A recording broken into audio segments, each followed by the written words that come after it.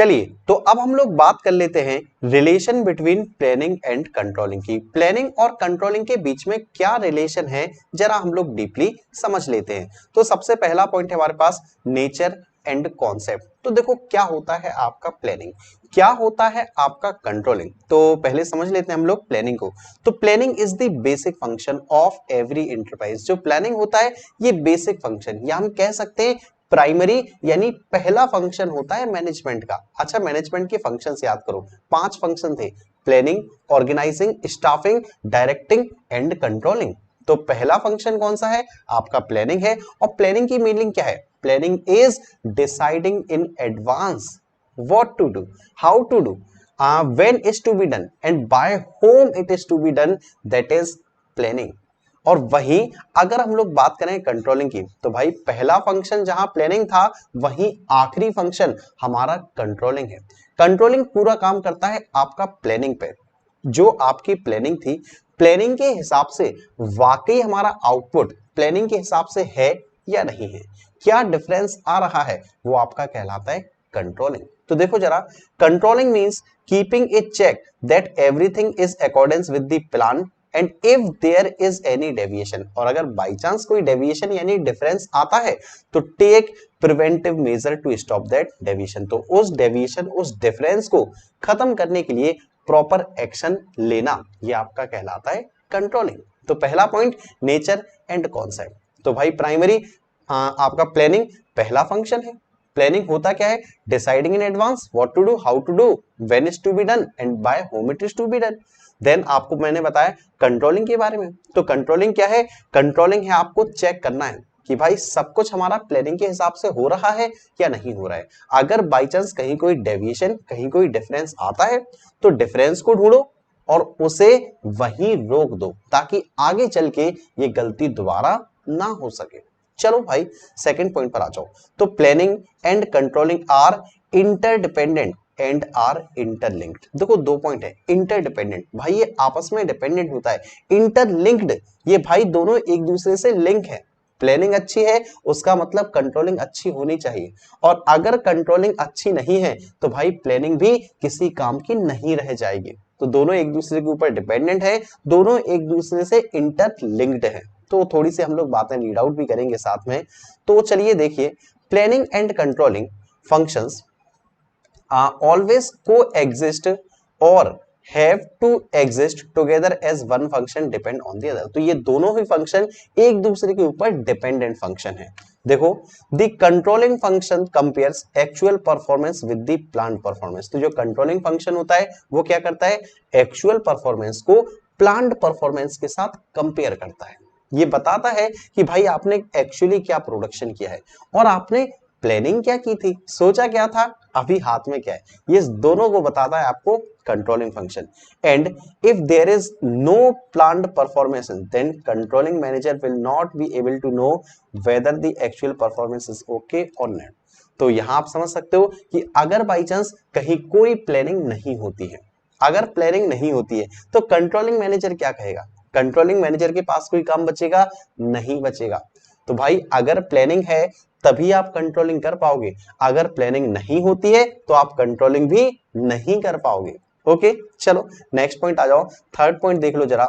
तो third point आप सभी के सामने ये रहा भाई। तो planning and controlling both are backward and forward looking. तो यार ये पॉइंट तो मैं आपको फीचर्स में भी बता चुका हूं कि प्लानिंग और कंट्रोलिंग बैकवर्ड लुकिंग भी है और आपका फॉरवर्ड लुकिंग भी है। चलो एक काम करते हैं, पहले मैं बात करता हूं आपसे फॉरवर्ड लुकिंग। फॉरवर्ड लुकिंग का मतलब आगे की तरफ देखना। तो देखो, प्लानिंग किसके लिए की जाती है, फ्यूचर के लिए, फ्यूचर मींस आगे के लिए, ठीक है। सेम कंट्रोलिंग, कंट्रोलिंग जो होता है वो भी आगे के लिए होता है। अगर बाई चांस कहीं कोई डिफरेंस आता है प्लान्ड में और एक्चुअल में, तो भाई उस डिफरेंस को यही रोक दो ताकि आगे चल के कोई गलती दोबारा रिपीट ना हो। तो यार कंट्रोलिंग भी तो फ्यूचर को देख के चलता है, कंट्रोलिंग में भी तो आगे की आने वाली बातें आती हैं, ठीक है। ऐसे ही अगर हम बात करें बैकवर्ड लुकिंग की, तो देखो प्लानिंग पीछे देख के चलता है, प्लानिंग अपनी हिस्ट्री देख के चलता है कि भाई पहले हम क्या कर चुके हैं, जो पहले कर चुके हैं उस बेसिस पर ही आपकी प्लानिंग की जाती है।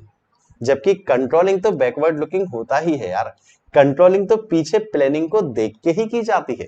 तो कंट्रोलिंग और प्लानिंग दोनों ही आपके बैकवर्ड लुकिंग है एंड दोनों ही आपके फॉरवर्ड लुकिंग है।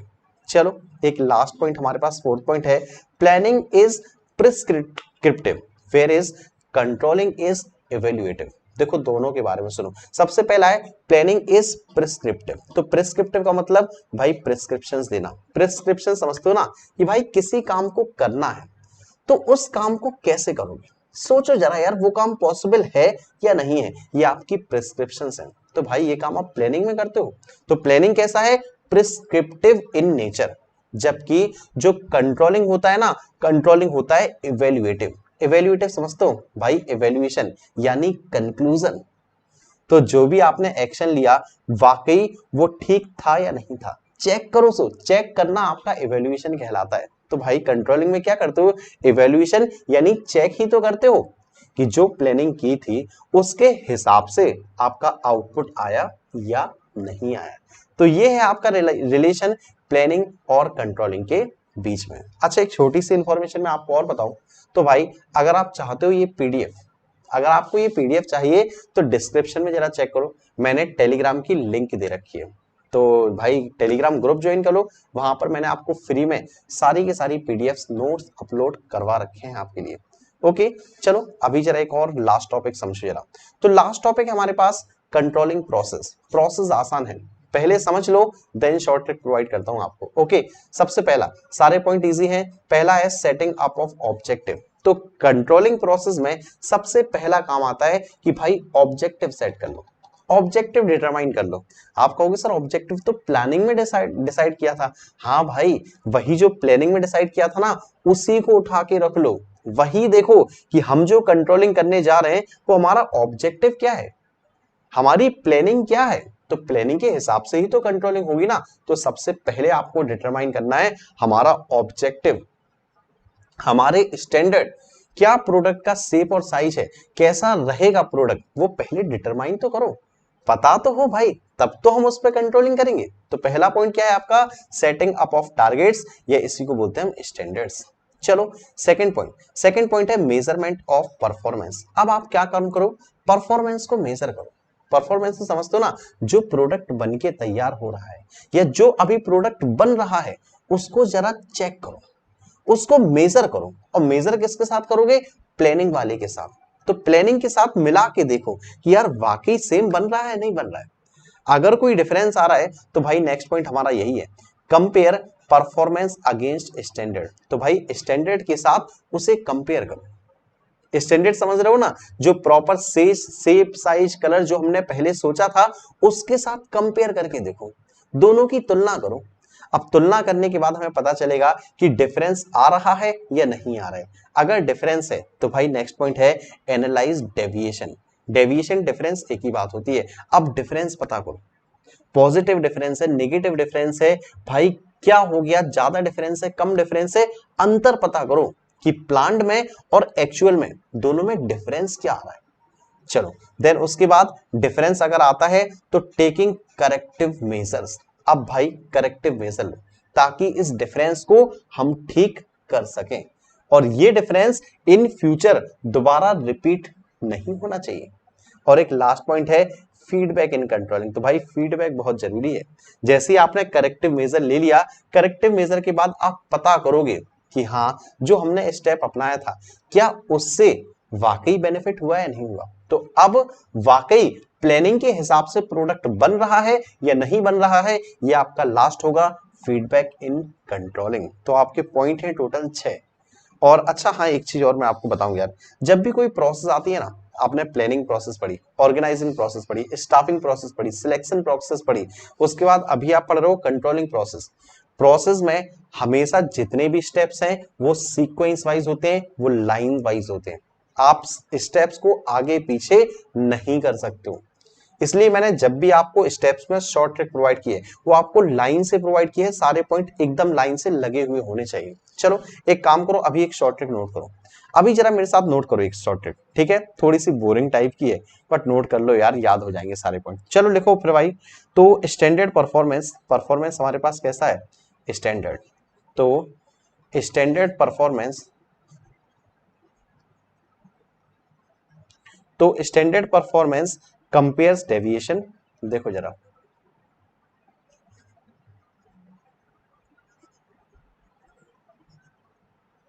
तो कंपेयर्स डेविएशन एंड टेकिंग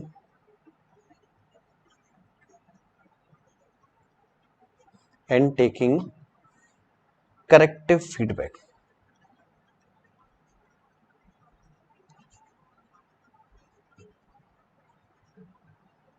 चलिए, अब आप सोच रहे हो सर ये सेंटेंस तो हमने सुन लिया, अभी ये सारे सेंटेंस सुने ना, तो उन्हीं सेंटेंस से देख रहे हो ये सेंटेंस भी बन रहा है। देखो, स्टैंडर्ड परफॉर्मेंस कंपेयर, अगर आपका परफॉर्मेंस स्टैंडर्ड है, अच्छा परफॉर्मेंस है अगर आपका, तो स्टैंडर्ड परफॉर्मेंस कंपेयर्स डेविएशन। तो स्टैंडर्ड परफॉर्मेंस क्या कंपेयर करता है?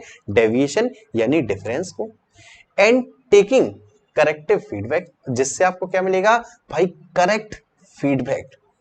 देख रहे हो ना, यही कंट्रोलिंग में मैं आपको पढ़ा रहा हूं और वही आपकी शॉर्ट ट्रिक है, तो इससे आपको काफी कुछ बेनिफिट मिलने वाला है। अभी देखो जरा, सबसे पहला स्टैंडर्ड, तो स्टैंडर्ड से क्या है? Setting up of standard, then performance, तो measurement of performance, then compare, तो compare performance with standard, then deviation, तो analysis of deviation, then and छोड़ दो, टेकिंग, तो टेकिंग करेक्टिव फीडबैक, और लास्ट आपका फीडबैक। अच्छा, और कुछ छूटा है क्या? करेक्टिव, तो टेकिंग करेक्टिव, अच्छा आपका ये दोनों ही मिलके हो गया भाई, पांचवा पॉइंट, तो टेकिंग करेक्टिव और लास्ट आपका फीडबैक, तो भाई फीडबैक इन कंट्रोलिंग तो है ही। तो समझ सकते हो कि इसके द्वारा आपको ये सारे पॉइंट लाइन से सीक्वेंस वाइज बिल्कुल आसानी से याद हो जाएंगे। अब अगर आप सोच रहे हो कि सर ये लाइन ही याद नहीं हो रही है हमें, तो भाई एक काम करो, 3 बार मेरे साथ बोलोगे, 3 बार मेरे साथ बोलोगे, अभी सेंटेंस याद होगा आपको। ओके, चलो, तो स्टैंडर्ड परफॉर्मेंस कंपेयर्स, तो जो स्टैंडर्ड परफॉर्मेंस होता है ना, वो कंपेयर करता है किस चीज को? डेविएशन यानी डिफरेंस को। तो स्टैंडर्ड परफॉर्मेंस कंपेयर्स डेविएशन, और अगर डेविएशन आता है तो एंड टेकिंग करेक्टिव फीडबैक। ये लो भाई, 3 बार बोलो मेरे साथ, तो standard performance compares deviation and taking corrective feedback. एक बार और, तो standard performance compares deviation and taking corrective feedback. एक बार और यार, तो standard performance compares deviation and taking corrective feedback. तो भाई अगर याद हो गया है तो वेरी गुड्स, याद नहीं हुआ है तो वेरी वेरी वेरी गुड्स। अब एक काम करो, कमेंट बॉक्स में 3 बार लिख के भेजोगे, अगर किसी ने कॉपी पेस्ट मारा ना तो बेटा बहुत पिटोगे। लिख के भेजना है तीनों के तीनों बार, ठीक है? फिर भी याद नहीं हो ना तो 3 बार कॉपी में लिख लेना, और फिर भी याद नहीं हो तो बेटा ऐसा पॉसिबल ही नहीं है। पक्का पक्का याद हो जाएंगे, सारे के सारे पॉइंट्स लाइन से याद हो जाएंगे। बस ये सेंटेंस याद रखो। सेंटेंस क्या है? Standard performance compares deviation and taking corrective feedback.